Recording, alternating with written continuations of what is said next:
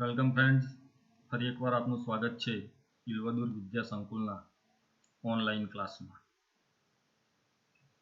આજે આપણે ધોરણ 12ના ત્રીજા યુનિટનો અભ્યાસ કરીશું. ત્રીજા યુનિટમાં 2 રીડ છે. આજે આપણે રીડ 1 જોઈશું. અને ટાઇટલ છે મેનેજ યોર સ્ટ્રેસ. સ્ટ્રેસ એટલે કે તણાવ, એને મેનેજ કરવું, મતલબ કે એને કંટ્રોલ કરવું, એનું નિયમન કરવું. તો આપણે જે માનસિક તણાવ, જે ટેન્શન અનુભવીએ છીએ, એને કેવી રીતે કંટ્રોલ કરીશું? Strengthening mental flexibility. સ્ટ્રેન્થ તાકાત, સ્ટ્રેન્થનિંગ તાકાતવર કરવું, મજબૂત બનાવવું. મેન્ટલ માનસિક, અને ફ્લેક્સિબિલિટી પરિવર્તનશીલતા. તો માનસિક પરિવર્તનશીલતાને કેવી રીતે મજબૂત બનાવીશું એના વિશે વાત કરવામાં આવી છે આ યુનિટમાં. તો પાઠની શરૂઆત કરીએ આપણે. Mind, emotions and body are closely interlinked and always work together. અહીંયા ધ્યાન આપશો મિત્રો, જે યલો બેકગ્રાઉન્ડ કરેલું છે, યલો કલરથી જે હાઇલાઇટ કર્યું છે ગુજરાતી શબ્દો, એ બિલકુલ એની આગળના અંગ્રેજી શબ્દોનો અર્થ છે, જેથી કરીને તમને લેસન સમજવામાં ખૂબ જ અનુકૂળતા રહેશે. તો આ હાઇલાઇટ કરેલા શબ્દો જોઈ શકો છો, તો એની બિલકુલ આગળ રહેલા શબ્દનો ગુજરાતી અર્થ છે. તો માઇન્ડ, ઇમોશન અને બોડી, આ ત્રણેય ગાઢપણે સંકળાયેલા છે. ઇન્ટરલિંક, સંકળાયેલા. ક્લોઝલી એટલે ગાઢપણે. મગજ, લાગણીઓ અને શરીર, અને હંમેશા ભેગા થઈને સાથે મળીને કામ કરે છે. It helps you distinguish them more clearly if you try to understand them separately. Distinguish એટલે કે ભેદ કરવો, અલગ પાડવું. જો તમે આ ત્રણ બાબતોને અલગ અલગ સમજશો, સેપરેટલી અલગથી સમજશો, તો જ તમે એના વચ્ચેનો ભેદ સારી રીતે સમજી શકશો. Your mental capacities are your abilities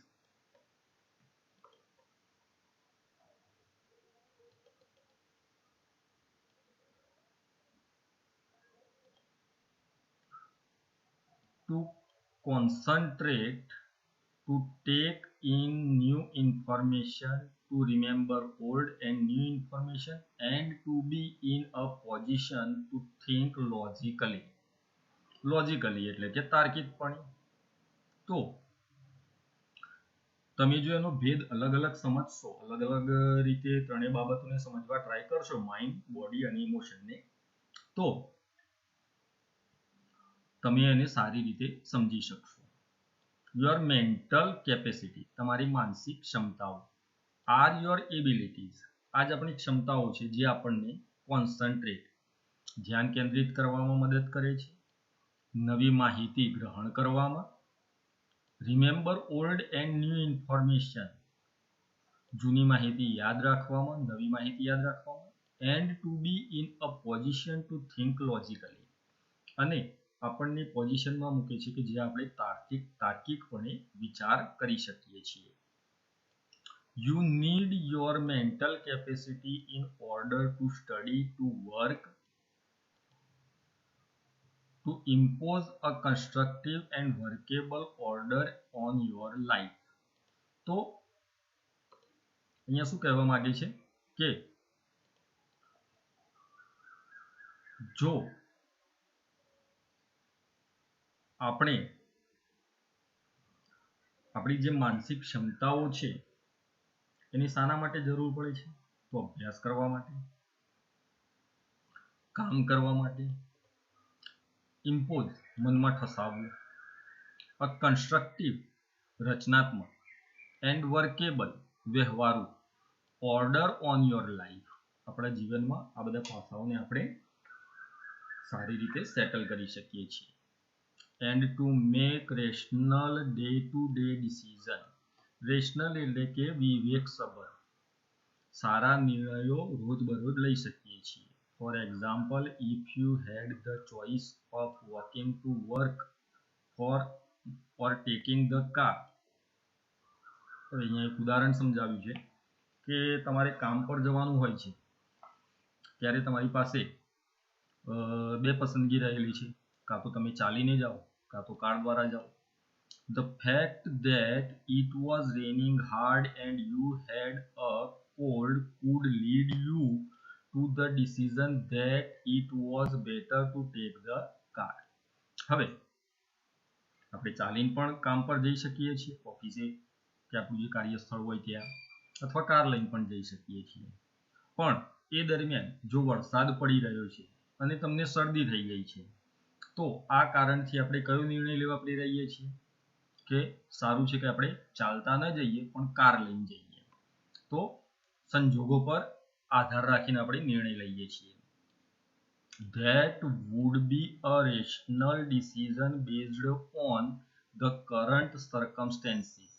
તો આ જે નિર્ણય આપણે કર્યો એ વિવેકસભર નિર્ણય કર્યો, એ વર્તમાન સંજોગો જે હતા એના પર આધાર રાખીને આપણે એ નિર્ણય લેતા હોઈએ છીએ. The mind is the rational logical part of you that helps you to make unemotional choices. Unemotional એટલે કે ભાવના મુક્ત, જો લાગણીઓ હાવી ના થતી હોય તો મગજ એ રેશનલ વિવેકસભર, લોજિકલ તાર્કિક ભાગ છે જે આપણને ભાવનાઓથી મુક્ત થઈને નિર્ણય લેવામાં મદદ કરે છે. To store and retrieve information and to order and calculate. આપણને માહિતી યાદ રાખવામાં, એનો સંગ્રહ કરવામાં, માહિતીને પુનઃ પ્રાપ્ત કરવામાં, મતલબ કે જૂની કોઈ બાબત છે એને આપણે ફરીથી યાદ કરીએ અને એના અનુસંધાનમાં એને યોગ્ય ક્રમમાં ગોઠવીએ અને ગણતરી કરીએ, એટલે કે ગણતરીપૂર્વક આપણે કોઈ પણ નિર્ણય લઈ શકીએ છીએ. It is the counterpart to the emotions. એ લાગણીઓનો સમકક્ષ એક ભાગ છે. A good example of the interaction between mind and emotion is exam nerves.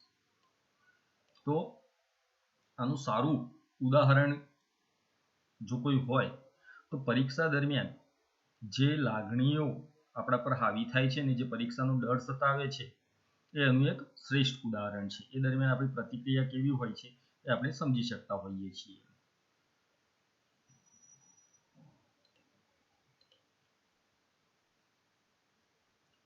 Your mental capacity has helped you retain what you have revised. You know your stuff, but when you enter the exam room and start getting emotional by expecting difficulties and imagining failure, all of a sudden the carefully stored information is no longer available. તો પરીક્ષા દરમિયાન જે ભયની વાત કરી છે એના વિશે અહીંયા સમજાવ્યું છે કે આપણે આપણી જે બાબતો, જે તૈયારી કરી હોય છે પરીક્ષા માટે, એ બધી આપણે જાણતા જ હોઈએ છીએ, પણ જ્યારે આપણે પરીક્ષા ખંડમાં પ્રવેશીએ છીએ અને જે ભયની લાગણીઓ આપણા પર હાવી થવા લાગે છે, આપણે જે અપેક્ષાઓ રાખી હોય છે એ અપેક્ષાઓ આપણે ખરા નહીં ઉતરીએ એવો ડર આપણને સતાવતો હોય છે, તો એ વખતે આપણે મુશ્કેલીઓની કલ્પના કરવા લાગીએ છીએ. મુશ્કેલી મતલબ કે પરીક્ષામાં આપણે નિષ્ફળ જઈશું, નપાસ થઈશું, આવો એક ભય સતાવા લાગે છે અને અચાનક જ જે કંઈ તૈયારી આપણે કરી હોય છે, જે કંઈ યાદ રાખ્યું હોય છે, એ બધી જ માહિતી આપણે ભૂલી જતા હોઈએ છીએ. Your emotions have backed the way to your information store. એટલે કે આપણા મગજમાં જે એક ભાગ છે કે જે માહિતી સંગ્રહ થયેલી છે, એ માહિતીમાં અવરોધક, આપણી જે ઇમોશન્સ છે, આપણી જે લાગણીઓ છે, એ માહિતીમાં અવરોધક બને છે. Do you find yourself reacting in any way of the following ways? તો નીચે કેટલાક મુદ્દા આપ્યા છે, એ આપણે જોવાના છે. તો એવી પરિસ્થિતિ શું આપણે પણ અનુભવીએ છીએ? એનો અભ્યાસ કરવા માટે કહ્યું છે. હવે મુદ્દાઓ જોઈ લઈએ. તો ધ્યાન આપજો મુદ્દાઓ ઉપર. You find it difficult to concentrate on things. શું આપણને એવું લાગે છે કે આપણે ચોક્કસ વસ્તુઓ પર ધ્યાન કેન્દ્રિત નથી કરી શકતા. Your memory is letting you down frequently. શું આપણને એવું લાગે છે કે આપણી યાદશક્તિ આપણને નિરાશ કરતી હોય, મતલબ કે આપણી યાદશક્તિ ઘટી જતી હોય એ વખતે, સાથ ના આપતી હોય. You have lot of different things on your mind but cannot grasp a clear thought. આપણા મગજ પર એ વખતે ઘણી અલગ અલગ બાબતો હોય છે, પણ આપણે કોઈ ચોક્કસ વિચાર કરી શકતા નથી. You are often undecided these days and this is untypical for you. હાલ કદાચ પરિસ્થિતિ એવી હોય કે નજીકના દિવસોમાં આપણે અનડિસાઇડેડ, અનિશ્ચિત રહેતા હોઈએ કે ચોક્કસ શું નિર્ણય કરવો એ આપણે નક્કી ના કરી શકતા હોઈએ. તો આ બાબત આપણા માટે અસામાન્ય છે. ધેટ મીન્સ કે પહેલા આપણે કદી આવું નહોતા અનુભવતા, પણ નજીકના આસપાસના દિવસોમાં આવી લાગણી થવા લાગી છે. You make longer to do tasks that you were able to complete quite quickly. એવા કાર્યો કે જે આપણે ખૂબ જ ઝડપથી પૂરા કરી શકીએ એમ હતા, જે પહેલા આપણે ખૂબ જ ઝડપથી પૂરા કરી નાખતા હતા, પણ અત્યારે પરિસ્થિતિ એવી છે કે એમાં આપણને ખૂબ જ ટાઈમ લાગે છે, મતલબ કે આપણે કાર્ય જલ્દી પૂરું કરી શકતા નથી. You start lots of things but you don't finish any. તમે ઘણા બધા કાર્યોની શરૂઆત તો કરો છો, પણ એમાંથી એક પણ કાર્ય પૂરું કરી શકતા નથી.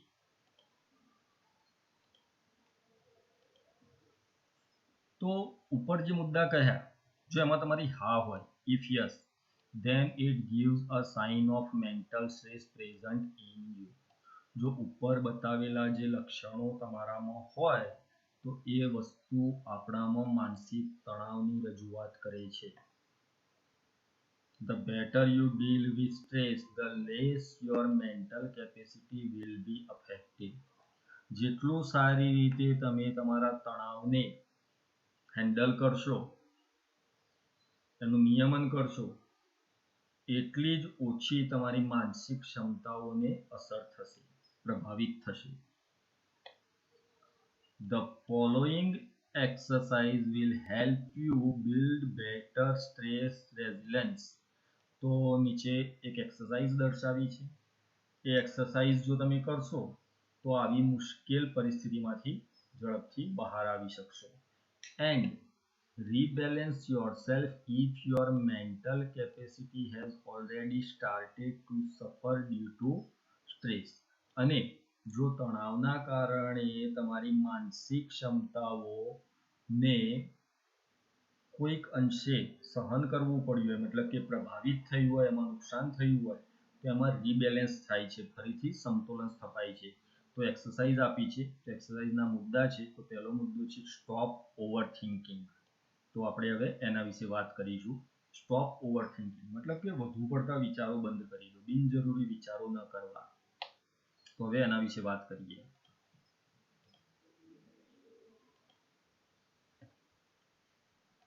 When task and pressure start building up, the mind can sometimes go into overthinking and you come to the thought, I wish there was a switch in my head that start counting backwards from 99 to 70.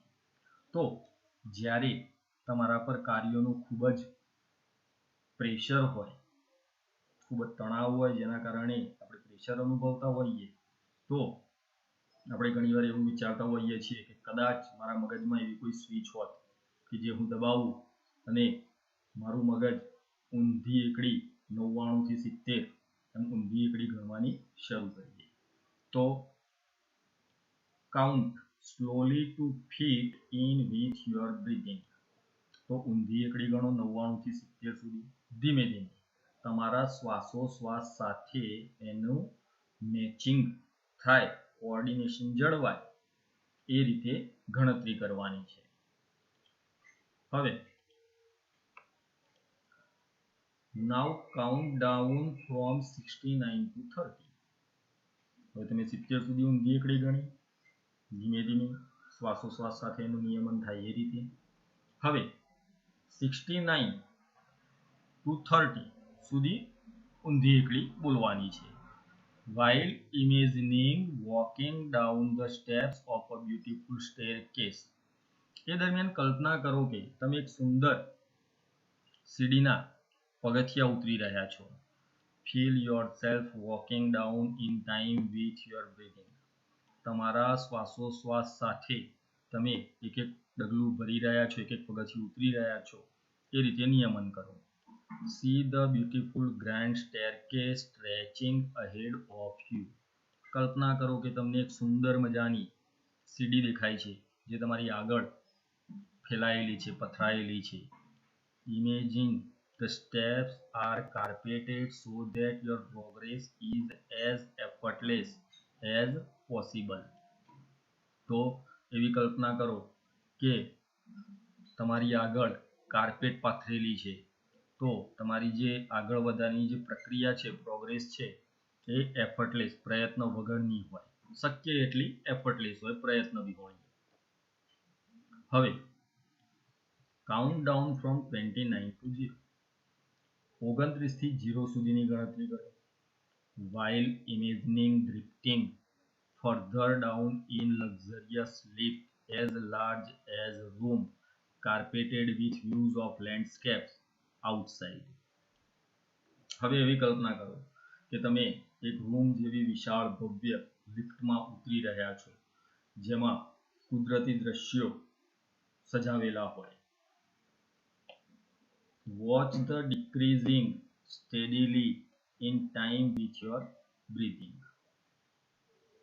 હવે ધીરે ધીરે ઘટતું જતું હોય એ રીતે સ્થિર કન્ડિશનમાં, સ્થિર અવસ્થામાં તમારા શ્વાસોશ્વાસને નિયમન કરો.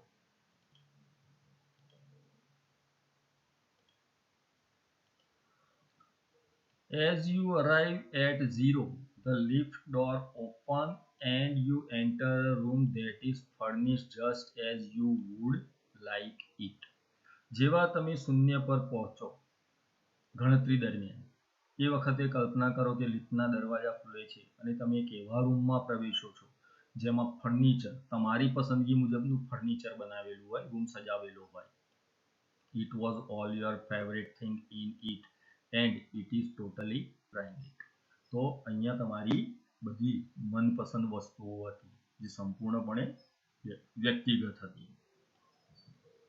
Find a comfortable chair in your room and settle back in it. તમારા રૂમમાં એક આરામદાયક ખુરશી પડેલી છે, શાંતિથી એના પર બેસી જાઓ. તો આ બધું કાર્ય કલ્પનાઓમાં કરવાનું છે. Remain there in your imagination until you feel rested and refreshed. તો જ્યાં સુધી તમે આરામદાયક અને તાજગી ન અનુભવો ત્યાં સુધી જ એ ખુરશીમાં બેસી રહ્યા છો એવી કલ્પના કરો. Then open your eyes again. ત્યારબાદ તમારી આંખો ખોલો. હવે અહીંયા બીજી એક્સરસાઇઝ કહી છે, ધ સ્ક્રીન એક્સરસાઇઝ. તો આમાં શું છે એનો અભ્યાસ કરીએ. When emotions have taken you over, it becomes nearly impossible to think clearly. જ્યારે આપણા પર લાગણીઓ હાવી થઈ જાય છે ત્યારે લગભગ આપણા માટે અશક્ય થઈ જાય છે કે આપણે સ્પષ્ટપણે વિચારી શકતા નથી. Then it becomes very easy to make unwise decisions. અને આ પરિસ્થિતિમાં આપણે ઘણીવાર ખોટા નિર્ણયો કરી બેસીએ છીએ. Or to agree, અથવા ખોટી બાબતો સાથે આપણે સહમત થઈ જઈએ છીએ. To something which is not to your advantage. કંઈક એવી બાબત જે તમારા માટે ફાયદાકારક નથી એવી બાબતો પ્રત્યે પણ આપણે સહમત થઈ જઈએ છીએ જે આપણને નુકસાન કરાવી શકે છે. The screen exercise shows you how to step back and emotionally detach yourself from your current situation so that you can see more clearly what is going on. તો આ જે સ્ક્રીન એક્સરસાઇઝ છે એ તમને કઈ રીતે મદદ કરે છે કે જ્યારે આપણે અયોગ્ય કે ખોટા નિર્ણયો લેતા હોઈએ તો એ ખોટા નિર્ણયોથી આપણને અલગ પાડે છે. આપણા જે ઇમોશન્સ છે એનાથી આપણને અલગ પાડે છે અને આપણને ખોટા નિર્ણયો લેતા અટકાવે છે અને વાસ્તવિક પરિસ્થિતિમાં શું ચાલી રહ્યું છે એને આપણે સ્પષ્ટપણે વધુ સારી રીતે જોઈ શકીએ એવી આપણને પ્રેરણા આપે છે.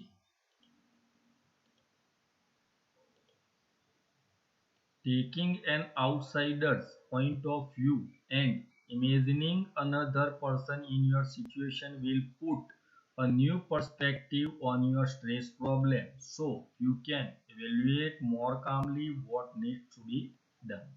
તો જ્યારે તમે આવી કોઈ કપરી પરિસ્થિતિમાં ફસાઈ જાઓ તે વખતે કલ્પના કરો કે તમારી જગ્યાએ કોઈ બીજો વ્યક્તિ છે કે જે તમારા જેવી જ પરિસ્થિતિમાં ફસાઈ ગયો છે.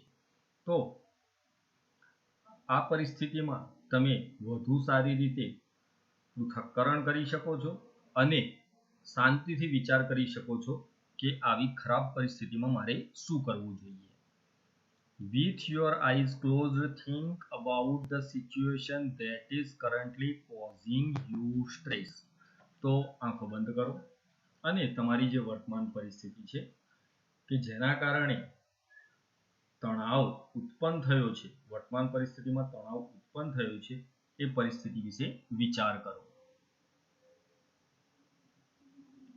Imagine projecting the situation onto a screen in your mind as if it were a film you were watching. કલ્પના કરો કે તમે કોઈ ફિલ્મ જોઈ રહ્યા છો. પરિસ્થિતિને પિક્ચરાઇઝ કરો, ચિત્ર ઉત્પન્ન કરો, એવું અનુભવો કે તમે કોઈ ફિલ્મ જોઈ રહ્યા છો.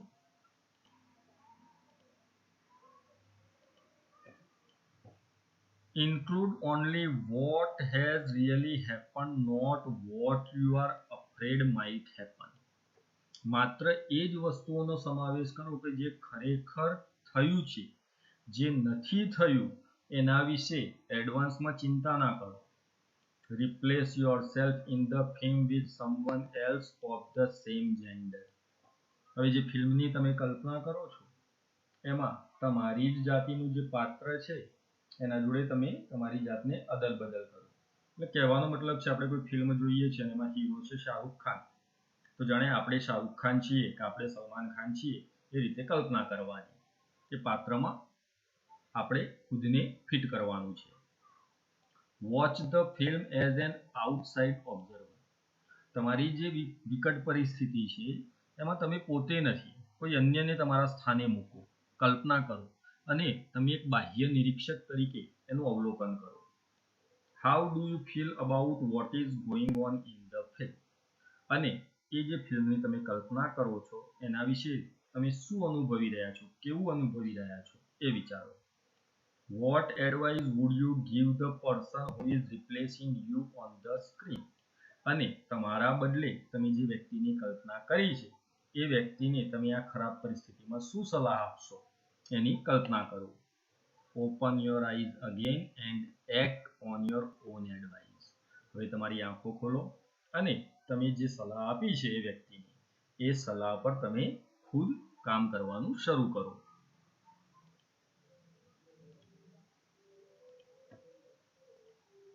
Anticipating success. ધારણા બાંધવી સફળતાની. Anticipate. When life becomes too hectic. Hectic એટલે કે ઉતાવળ. જીવન ખૂબ જ જ્યારે વ્યસ્ત બની ગયું હોય. We can end up feeling mentally tied in knots. Nothing seems easy and positive. ત્યારે આપણું જીવન આપણને ખૂબ જ ગૂંચવાયેલું લાગે છે. જીવનમાં કશું જ સરળ કે હકારાત્મક નથી લાગતું. Pessimism sets in and we cannot see a way out of our current problems. નિરાશાવાદ. આપણા માનસ પર નિરાશાવાદ હાવી થઈ જાય છે અને વર્તમાન સમસ્યાઓમાં આપણને કશું સ્પષ્ટ દેખાતું નથી. We can open a source. તો આના માટે આપણે સ્ત્રોત ખોલી શકીએ છીએ. Of optimism. આશાવાદનો સ્ત્રોત.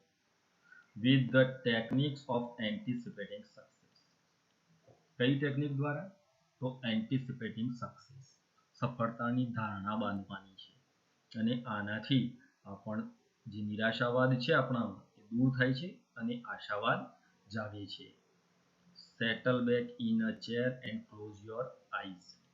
તો ખુરશીમાં શાંતિથી બેસી જાઓ અને તમારી આંખો બંધ કરી દો.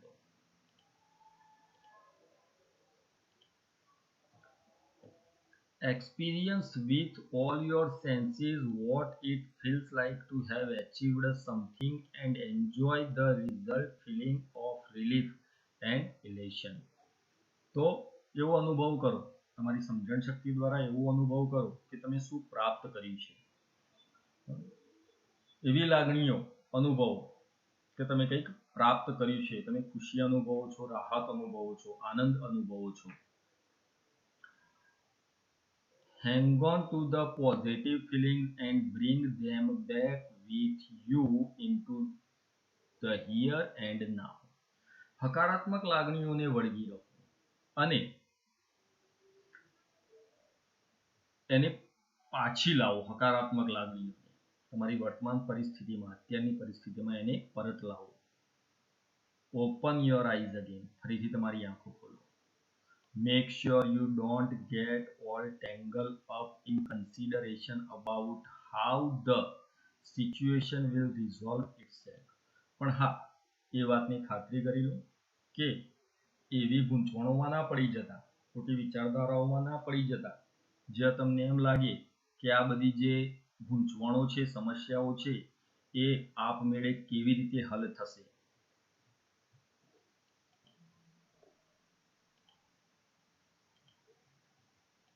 It will look after itself as long as you keep your aim firmly in mind.